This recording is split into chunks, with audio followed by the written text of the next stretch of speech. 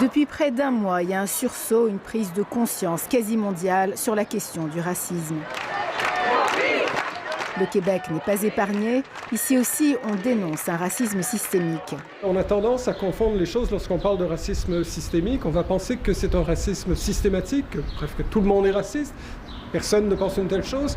Ou alors on va penser en fait que seulement des individus sont racistes. Alors que le vrai problème, ce n'est pas les volontés individuelles en tant que telles. Le vrai problème, c'est les structures et les mécanismes politiques, juridiques, sociaux, économiques qui bloquent en fait l'ensemble des efforts pour changer véritablement les choses.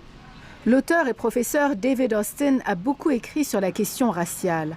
Il y a 5 ans, il signe le livre « Nègre noir, nègre blanc » où il rappelle l'histoire des relations raciales au Québec. Des intellectuels haïtiens qui est venu dans les années 60, les années 50-60, qui a beaucoup influencé la conversation sur le nationalisme, sur l'anticolonialisme. La révolution tranquille, ce n'était pas seulement un mouvement des francophones. Il y a des gens des Antilles, des Caraïbes, des gens noirs qui ont participé dans ce mouvement. On peut dire qu'ils n'ont pas profité dans le même sens. Que finisse le temps des victimes. Durant la Révolution tranquille au Québec, plusieurs comme Pauline Julien, Gaston Miron, qui révolte la conscience de l'humanité, s'inspiraient des auteurs comme Aimé Césaire, Frantz Fanon et de tous les mouvements de libération. Pour le peuple québécois. Beaucoup de francophones comme Pierre Vallière s'identifiaient aux minorités noires aux États-Unis. Selon David Austin, il y avait une ouverture, un dialogue, mais la minorité noire au Québec a été oubliée. Ils sont une minorité dans le contexte du Canada. Cette attitude comme minorité, d'après moi, ça ignore la réalité des vraies minorités dans le contexte du Québec.